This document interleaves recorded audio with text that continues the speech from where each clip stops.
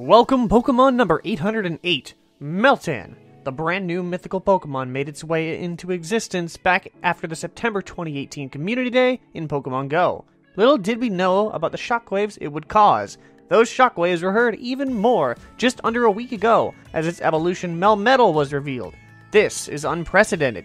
We've never had a mythical Pokemon evolve before.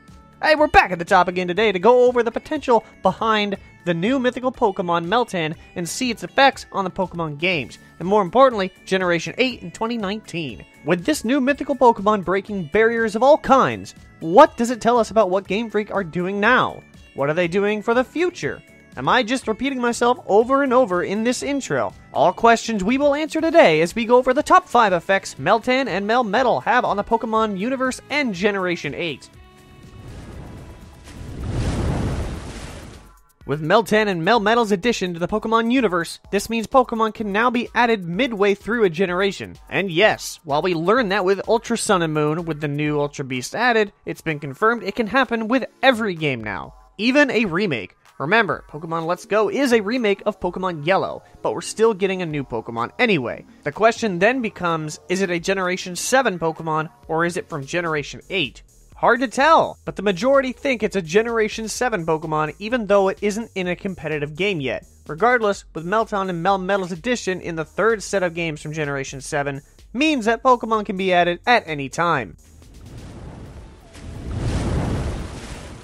Again, another fact we knew even before these games were confirmed. With Cosmog being the first legendary Pokemon who could evolve, we knew times were changing. But what we didn't expect was that we were about to witness the first mythical Pokemon to evolve. There really isn't too much to this one, specifically other than GameFreak continues to break the barriers they set up for the last 6 generations. If they have a pattern going, just expect it to be broken in the near future. Legends can now evolve.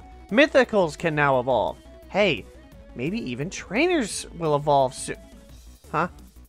That didn't work with Digimon either? Well, I mean, yeah, I can agree with that opinion. Something has been absent since the days of Generation 4. See, back in the first generation on the Nintendo DS, mythical Pokemon were given their own storyline events in the games. You had Darkrai and New Moon Island, Shaman and the Flower Paradise, and even Arceus and the Hall of Origin had the Azure Flute been released, of course. It even fell into Heart Gold and Soul Silver as well, with Serebii activating an event with Giovanni in Tojo Falls. But when Generation 5 rolled around, we kept seeing more and more Wi-Fi based mythical Pokemon.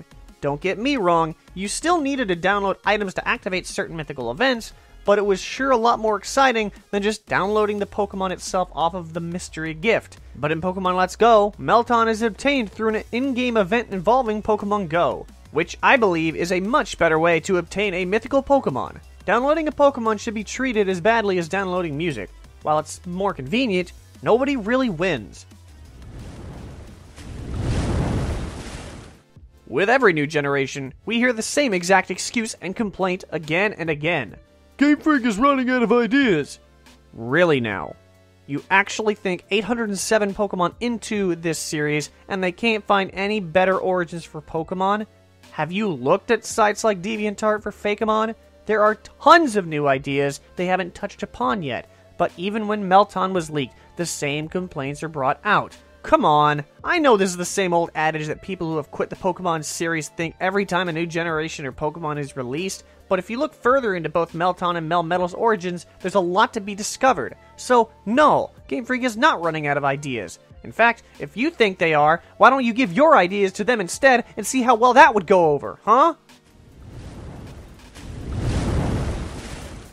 And the biggest effect Meltan and Melmetal have on Pokemon in general is that GameFreak is no longer predictable. Sure, they made this notion when Pokemon Gray was being rumored, and that turned out to be the first sequel since Gold and Silver in the form of Pokemon Black and White 2. And that was during late 2011 and early 2012. Since then, they've continued to be unpredictable. This includes only having 2 sets of games released in Generation 5 and 6, and breaking that pattern in Generation 7. Instead, going with Pokemon Z, they released Generation 7 instead, adding new Pokemon halfway through a generation, and most recently having both legendary and mythical Pokemon evolve. GameFreak has been playing the long con here. They set up patterns for 4.5 generations, and since they've been completely elusive when it comes to these predictions. So, moving forward, when it comes to Generation 8 next year, expect the unexpected. Otherwise, Game Freak will blindside us with the wildest additions we have ever seen. But with that, those are the top 5 effects Meltan and Melmetal have on Pokemon and Generation 8. It only leaves me more excited for what could be coming next year for the new generation. But until then, we have more of the Road to Pokemon Let's Go, including the 2 videos for the reasons to be excited and worried about these 2 games. So if you are hyped for that, or want to find out about more, propel the like button to the top and subscribe to start the climb today. With that, I want to thank you for watching. I'm going to catch you back at the top later on, because that's how we do what.